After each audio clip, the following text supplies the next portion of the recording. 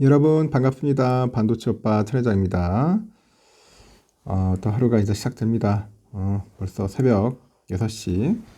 어두컴컴합니다. 어두컴컴하고 날도 춥고 그렇네요. 그러니까 춥고 배고프고 춥고 배고프고 그러면 안 되는데 이럴 때는 따뜻한 생강차나 쌍화차 한잔 하시길 꼭 바랍니다. 참 좋은 것 같아요.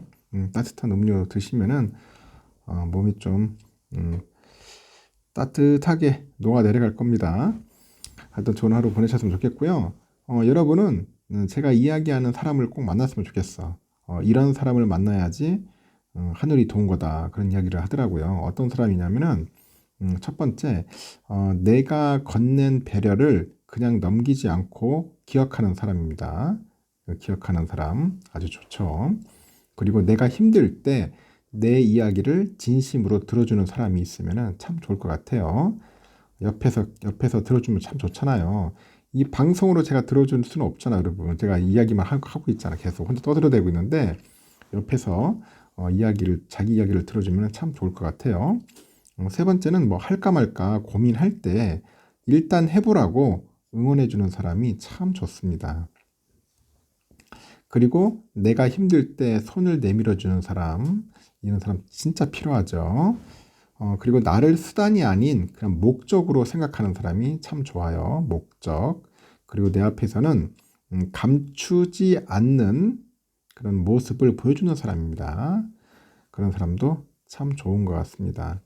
이 수많은 사람들하고 만나고 헤어지지만요. 진짜 여러분의 사람을 만나는 건 정말 쉽지 않아요. 진짜 쉽지 않습니다. 별것 아닌 것처럼 보여도 여러분을 생각해주고 여러분의 마음을 알아주는 사람이 곁에 있다는 것 그 자체가 정말로 소중한 일이 아닐까 생각이 드네요. 만약 곁에 그런 사람이 있다면 여러분 오늘 그 사람한테 감사의 마음을 표현해 보세요. 감사의 마음. 알겠죠? 표현하는 게 중요한 겁니다. 그냥 생각하고 있는 거하고는 다른 거예요.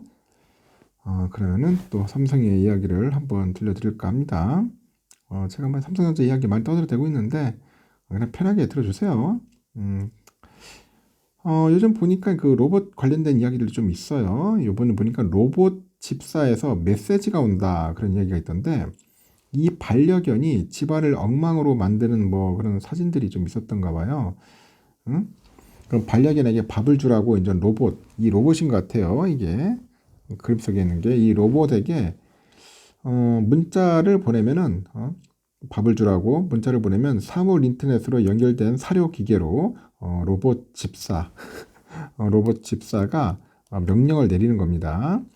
삼성자가 8일날 세계 최대 가전 IT 전시회 CES 2024에서 공개한 AI 컴패니언 그 볼리의 모습입니다. 이 바퀴가 달린 노란색 작은 공 모양의 볼리는 자율주행으로 움직이는데 이 프로젝트가 탑재되어 있어서 벽이나 뭐 천장, 바닥 어디든 화면을 비춰주고요. 주인과 소통을 해요. 또 집안의 모든 가전제품과 연결된 그런 로봇 집사는 내가 지시하는 대로 불을 켜요. 그 내가 원하는 정보를 찾아가지고 화면으로 이제 보여줍니다. 이 볼리는 라이다 기반의 공간을 매핑하는 능력도 갖고 있어서 집의 구조를 집주인보다 더 잘 이해를 한다고 하죠. 삼성은 이번 컨셉의 제품을 오랫동안 연구해 왔다는데 지난 2020년 CES에서 강아지처럼 사용자를 따라다니면서 명령을 수행하는 볼리 컨셉을 처음 공개한 지 4년 만에 볼리는 AI 집사라는 완성된 그런 모습으로 복귀를 한 겁니다. 한종희 부회장은 삼성은 10년 넘게 AI 투자해 왔고 이런 투자는 오늘날 다양한 분야에서 실현되고 있다고 합니다.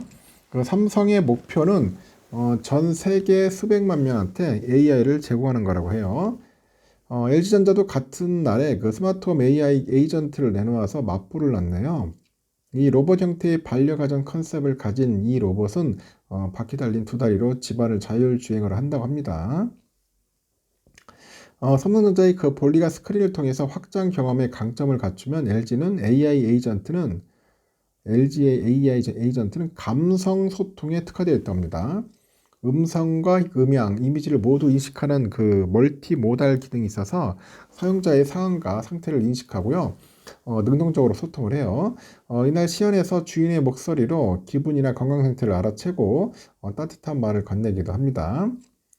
LG전자는 이날 CES에서 AI 에이전트에 적용할 AI 엔진 LG AI 프레임도 개발 중이라고 합니다. LG AI 프레임은 조율화 프로세스를 갖춘 강력한 AI 엔진이라는데 상호 연결된 그런 기기들을 조화롭게 조율을 해서 최적화된 작동 방식을 유도할 거라고 하네요. 삼성과 LG가 공개한 로봇 집사는 사람에게 거부감을 일으키는 기계적인 모습이 아니라 이 반려동물이면서 집사 역할도 하는 이중적인 모습을 이제 갖춘 거죠. AI 로봇에 대한 심리적인 장벽을 허물기 위해서 기능뿐 아니라 감정적인 부분도 고려했다고 합니다.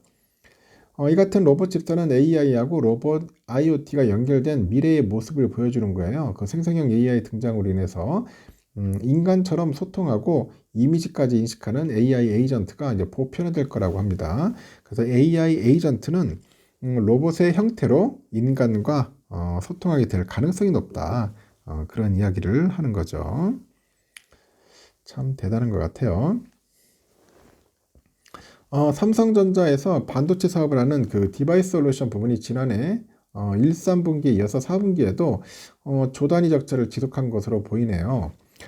다만 반도체 업황이 회복세에 접어들었고 이제 고대역폭 메모리, HBM 등 AI용 반도체 수요도 탄탄해가지고 올해 실적 전망은 긍정적인 편입니다. 어제 삼성이 공시한 잠정 실적 보니까 작년 한 해 연결 기준 영업이익이 6조 5,400억이에요. 전년보다 84.9%나 감소했습니다. 연간 영업이익은 글로벌 금융위기를 겪은 2008년 이후 15년 만에 10조 원 아래에서 내려간 거죠. 10조 원 아래로. 이 같은 부진은 삼성전자 실적의 버팀목 역할을 해온 반도체 사업이 최악의 업황 침체로 대규모 적자를 낸 영향이 큰데 지난해 DS 부분의 영업 손실인 1분기 4조 5,800억이에요. 2분기는 4조 3,600억, 3분기는 3조 7,500억, 1, 3분기 누적 약 12조 한 7천억 정도 됩니다. 삼성은 이날 부분별 세부 실적 공개를 하지 않았습니다. 잠적 실적 발표 후에 증권가에서 제시한 작년 4분기 DS분의 영업손실 추정치는 유진투자증권에서 1조 9천억, KB하고 미래에셋에서 한 2조 2천억이었습니다. DS분의 작년 4분기 적자가 2조 원 안팎으로 예상되는 점을 고려하니까 연간 적자는 14조 원대로 추산이 되는 거죠. 글로벌 경기 침체가 이제 길어지면서 전방 IT 수요가 이제 되살아나지 않고 공급 과잉이 심화되다 보니 반도체 사업에 손실이 확대가 되는 것 같습니다. 인위적 메모리의 감산은 없다면서 버텨온 삼성전자는 고객사들이 메모리 주문을 줄이고 재고 조정에 나서다 결국 작년 1분기 실적 발표 때 감산을 공식화한 거예요. 그 결과 하반기 들어서 감산 효과가 가시화되고 과잉 재고가 해소되기 시작하면서 반도체 시장은 바닥을 찍고 반등하는 추세라고 합니다. 하지만 수요 회복 지연 탓에 실적 회복 속도는 예상보다 더디다고 하네요. 삼성전자가 발표한 작년 4분기 잠정 영업이익은 2조 8천억인데 작년 동기보다 35%나 줄었죠. 전분기에 그 2조 4,300억 대비 15.2% 정도 늘면서 개선 흐름을 보였는데 최근에 3조에서 4조 원대까지 올라간 시장 전망치를 크게 밑돌았습니다. 이와 관련해서 삼성은 메모리 분야는 고객사 재고가 정상화되고 수요가 개선되는 가운데 선단 제품 수요에 대해서 적극 대응을 해가지고 전분기 대비 실적이 대폭 개선됐다고 합니다. 다만 시스템 반도체는 모바일 등 주요 응용처 수요 회복이 더딘 가운데 파운드리 가동률 개선 미흡 등으로 실적 부진이 지속됐다고 전하는 거죠. 그래도 반도체 적자가 줄면서 실적이 점차 개선되는 흐름은 뚜렷합니다. 삼성전자 그 전사 영업이익은 분기별로 지난해 1분기 6,400억, 2분기는 6,700억, 3분기 2조 4,300억, 4분기는 2조 8천억이에요. 계속 늘었습니다. DS 부문의 그 분기 영업 손실 역시 4조 원대에서 2조 원대로 축소됐고요. 올해 1분기나 2분기에 흑자 전환이 가능하다는 전망도 있고요. 메모리 출하량이 증가하고 평균 판매 단가도 상승하다 보니까 DS 부문의 적자 폭은 만만하게 줄고 있어요. 특히 메모리 사업부에서 D램 부분은 4분기에 흑자로 전환했을 가능성도 거론됩니다. 예상을 하회한 4분기 실적에도 메모리 반도체 실적은 4분기부터 개선 추세가 시작됐다고 하죠. 4분기 D램과 낸드 출하량이 예상을 상회하면서 작년의 연말 재고가 연초 대비 50% 이상 축소돼 가지고 재고 부담이 완화되고 있기 때문이라고 분석을 하고요. 삼성전자를 비롯해서 주요 메모리 업체의 감산 효과가 이제 나타나다 보니까 2년 넘게 하락했던 D램하고 낸드 플래시 가격은 반등하기 시작하는 거죠. 시장조사 업체 D램 익스체인지가 집계한 PC용 D램과 메모리 카드 또 USB용 낸드의 고정가는 작년 10월부터 3개월 연속 상승을 했네요.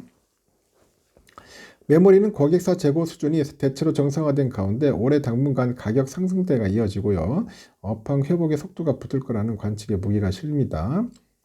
이런 분위기에서 증권사들이 제시한 올해 연간 DS 영업이익 전망치가 미래에셋 9조 9천억, 유진이 12조 4천, KB증권 14조 3천억 등입니다.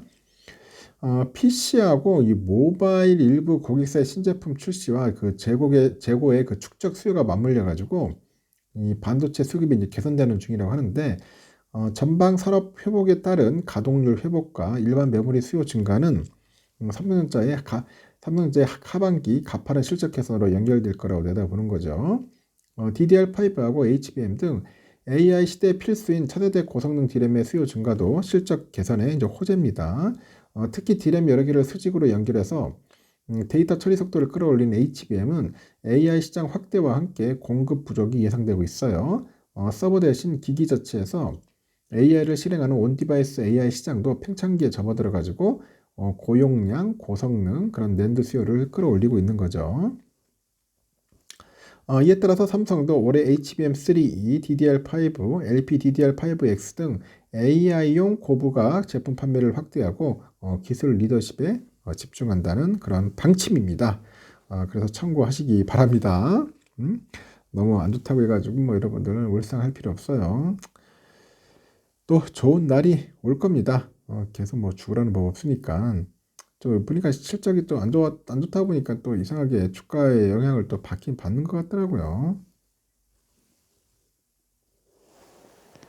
삼성전자가요, 지난해 그 미국 특허, 그 승인수에서 전체 1위를 차지했네요. 반도체 경쟁사인 미국 퀄컴과 대만 TSMC도 순위가 상승하면서 그 뒤를 이었다고 합니다. 그런 거 참 대단한 것 같아요. 미국의 특허 분석 전문 업체인데 IFI 클레임스에 따르니까 23년에 미국의 특허 승인 건수는 전년 대비 3.4% 정도 감소해서 2019년 이후 최저치를 이제 기록했는가 봐요. 근데 삼성전자가 2년 연속 특허 1위를 유지했다는 거죠. IFI 클레임스는 미국의 특허청과 전 세계 특허 발급 기관의 자료를 이제 수집을 하고 분석을 합니다.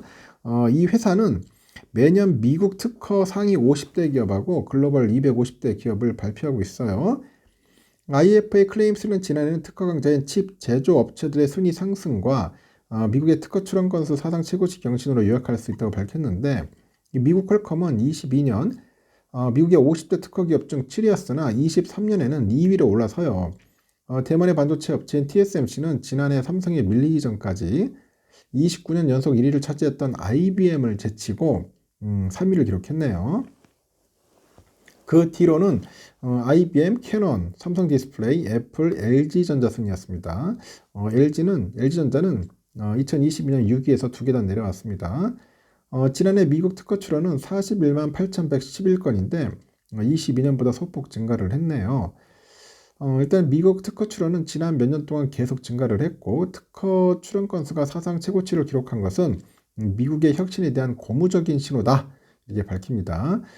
그럼에도 불구하고 특허 승인 건수가 줄어든 것은 아직 심사하지 않은 출원 건수가 75만 건이 넘기 때문이라고 합니다. 미국 특허청은 전체 특허 중 절반이 약간 못 미치는 수를 미국 기업에 부여를 해요. 이는 전년 대비 4.8% 증가한 수치인데 미국 기업들은 14만 9,522건의 특허를 획득했고 이는 2위인 일본 기업의 4배에 가까운 수치네요. 이어서 한국과 중국, 독일 기업들이 뒤를 잇습니다. 2등에서 5등 국가 기업들은 모두 전년 대비 특허 승인 건수가 줄었네요. 일본이 마이너스 15.6, 중국 마이너스 12.5, 독일도 마이너스 15%, 큰 폭으로 감소했습니다. 중국은 특허 감소로 22년 국가 순위 3위에서 지난해 4위로 내려앉았고, 특허 10대 국가 중 미국과 대만, 캐나다만 23년 특허 승인 수가 전년보다 증가했어요. 삼성도 1위를 유지했는데 특허 승인 건수는 22년 6,248건에서 지난해 6,165건으로 1.3% 줄었습니다. 반면에 퀄컴은 전년 대비 47% 증가해서 3,854건의 특허를 획득했고요. 5계단 상승을 해가지고 2위 차지했고, 3위인 대만 TSMC도 3,687건으로 22% 증가합니다. IBM은 2022년 4,398건에서 지난해 3,658건으로 줄었어요. 순위 하락했습니다.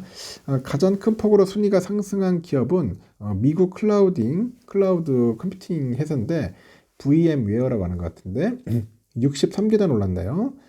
소셜 서비스 업체는 스냅슨 34계단, 금융업체 캐피탈원은 21계단 올랐고, 가장 큰 폭으로 하락한 기업은 22년에 비해서 특허 수가 절반으로 줄어든 컴퓨터 제조업체 휴렛패커드 25계단이나 내려갔습니다.